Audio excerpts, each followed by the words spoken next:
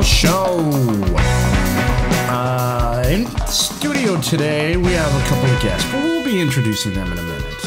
Up to very recently, about, I don't know, when did I move in here? Oh, about 8 months ago? No, 8 months ago? You're crazy, man. I moved in here like 2 years ago. Has that been that long, really? I think it's a year, maybe? Maybe a year. How long have I been on Xbox Live? Yeah, it's been a while. Maybe a little over a year. Maybe a year. Well, let's give it a year. Fuck it. A year. A year and a half. 1 year. I don't know, folks. I just pay the bill. Just hand them the rent check. And they love me. They treat me pretty good, man. Last week, I've been watching the progression of painting going on around the apartment building. They have covered up a kind of a light brownish, like a failed attempt at a military brown, kind of ugly and drab, and then a little darker brown trim. But that's besides the point. They've gone to a lighter tan. And the person they hired isn't as, let's say, concerned about detail as one should be in his line of business. They hired him to retile my bathroom, and it turned out absolutely beautiful. So he does great tile and granite work, I guess. But when it comes to painting exteriors, he fails, like miserably fails. So he's painting the exterior, and he is right near the entrance wrought iron gate, which is about maybe 8 or 9 feet from where I parked my car. And he did a great job of covering the bush, but not like the surrounding concrete, or maybe paid attention to where his back spray was flowing. Because now I got these little tan speckles across my hood and trunk, which is unfortunate. But I use my car for transportation. I don't use it as a status symbol, thank God, because I probably would be judged pretty harshly. I've got into a car accident about 1.5 years ago, and now I have a white hood, primered white hood, and it stands out. But I really don't care about its appearance. As long as it's clean and the fluids are kept up and it's in running condition, I'm happy. You know, it's a step up from a mountain bike. And we'll get into that into another show. But moving on, he neglected to notice that his job was putting paint particulate into the air, which was floating over to my hood and bumper. So, like I said, I've got these nice little speckles across my trunk and hood. I brought it to the attention of my manager, and so I've got these white speckles on my bumper and hood. So I brought it to the attention of my apartment manager, who in turn brought it to the attention of the apartment owners. And they promptly got in touch with me, told me that they were on their way to check out the problem. He verified the problem and then suggested that he compensate me in some way. And I threw out the idea, why don't you just give me a break on the rent? And so that conflicted with him, because I guess his wife takes care of those issues. It's like, don't let's bring my wife into it. What can I do for you that'll make you happy, put a smile on your face? And I suggested the idea that I probably wouldn't be happy regardless. I was kind of being a hard ass because I could tell he wanted to work with me on it, and so he said, "How about I give you $100?" And I weighed the idea in my mind, and for some reason I thought of Earl Scheib. We'll paint any car for $99.95. Isn't that how much it was? $99.95. Yeah, $99.95. You're right. So I'm like, yeah, $100. A car that's not that great. About 12 years old. Doing the math, and I just kind of said, yeah, well, all right, that'll work, I guess. And I didn't act too excited about it. So he came into the apartment to check out some other little issues, and while we were talking, he's like, you know what? Would $150 be a little more acceptable? And just to see that he was trying to just appease me, make me feel a little bit better about the situation. I thought that was kind of cool, and it made me crack a smile. And he's like, all right, as long as I see a smile on your face, I'm happy. So in like 30 minutes, his wife came knocking on my door with a $150 check, and I promptly deposited that check in the bank. So they treat me pretty good. They're always leaving cards on my door, candy and whatnot, depending on the holiday, and they tell me they love having me as a tenant, and every time they come in here and they have to take care of something like replace the smoke alarm or whatever, just do regular, managerial maintenance, and they always say you keep a great apartment. It's always nice in here, and we respect that. It smells good when we come in. We don't have to worry about food or bugs and roaches and further problems that we'll have to take care of when you move out. Right. So they're very cool to me, and so I've been living here over a year and a half or so. But the situation is, when I moved in, I had a dog with me, and he was a really cool dog. He had some separation anxiety issues. He would freak out and bark and do damage. Love to bark. And whenever I'm not here, there was always something to come back to. And I had bought one of those one of those anti-bark collars that would give him a little shock.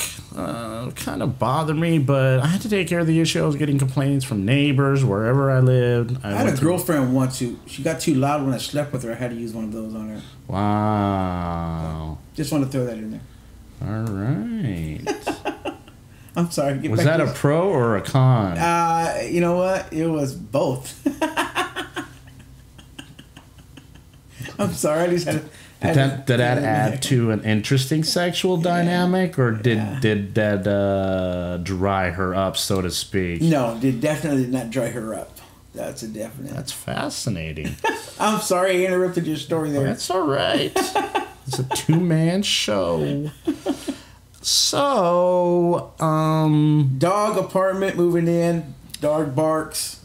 Dog barks a lot. Does damage. Kind of curbed his behavior a little bit, but anyways, what was available was a studio, and I knew that I couldn't keep him indoors all day. It wouldn't be conducive to quality of life for a dog, who loves being outside, loves running around, interacting with other dogs. And so I had to put him up for adoption, which was a bummer, and it brought me down, but it was a means to an end.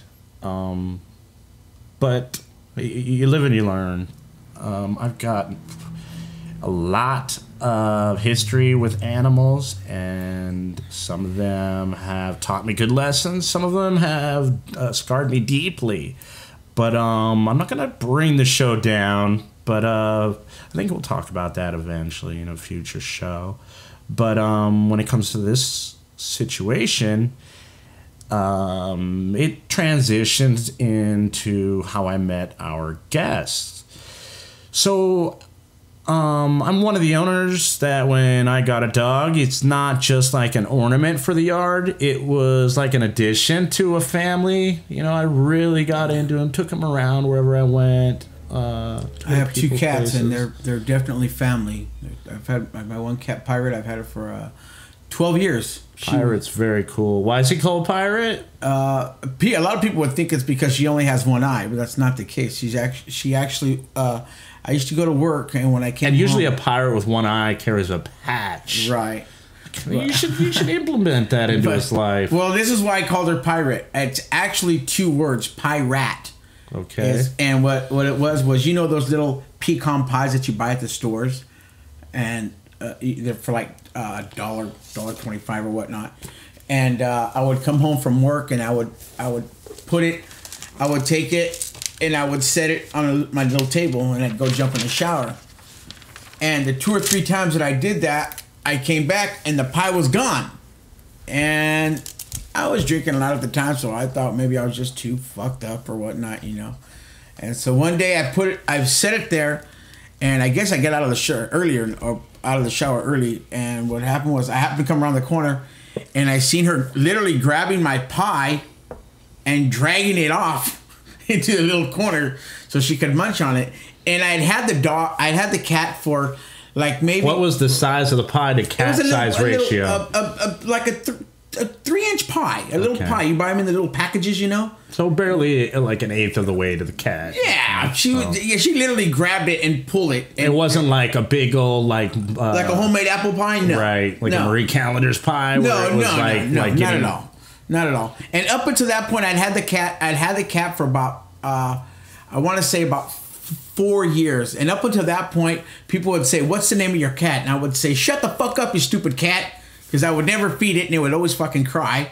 So I would always say, "Shut the fuck up, you stupid fucking cat." And that was literally its name up until this day. That one day I just said, So not when somebody asked you, like, "What's the name of your cat?" You're not yelling at them, "Shut the fuck up, you stupid cat." That's so funny, because that's exactly what people would thought. They'd be like, "Dude, I'm just asking you." I go, "No, that's the name of my cat." They'd be like, "What the?" So anyway, after that, it wasn't until, because my mind was in a haze back then, and so I was like, "You little rat-eating motherfucker," and so I started calling her Pirate, "You little pirate," and as time went on, I guess the fog lifted from my brain, and I started just running them together, and I called her Pirate. And then someone would come over, and they're like, "Hey, what's your cat's name?" I go, "Oh, Pirate." And they're like, "Oh, because of the one eye?" And I'm like, "Yeah, because of the one eye." So I kind of, but when people ask, like, we're in a conversation like we are now, and I throw that out there, but that's the original name, the original reason why I gave her. You're not going to gloss over the fact that the cat has a one eye, right? She does have one eye. You're right. Right. She does have one eye. Right. And then I have Silver. Marin. Yes. You do realize everybody's wondering why it has one eye, right? Oh, okay. No, I'm so bad. This is it's a horrible story, and I hate to be a downer, but it has a happy ending. It really does.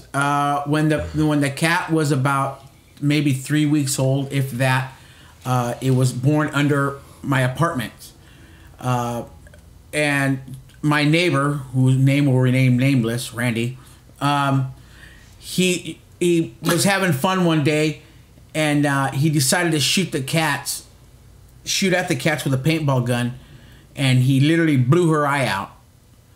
And we all go through a paintball phase. Yeah. And so my son's mother at the time got seen that he was doing that, right, and kind of scolded him for it, and took the cat, brought her in, and literally the eye was gone. The eye was literally gone, and it was bleeding, and it was just really gnarly, you know. And I guess her motherly instincts took over. I don't know, but before I know it, she's got like a little patch over her eye, and she's gauzing it, you know, and trying to feed it, you know, with a little eyedropper and everything, you know. And I've never been a big fan of any pets. I'm not. At least back then I wasn't.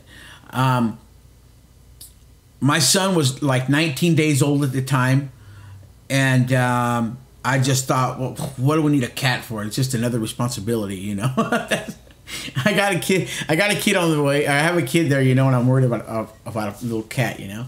And anyway, we nursed it back to health. She actually nursed it back to health, and that was in '99, and in '02, we separated, and I got to keep the cat and the kid. And I've raised both of them ever since. Package deal. A package deal. And I've been sober since 07. And I'll tell you why I love this cat so much. Because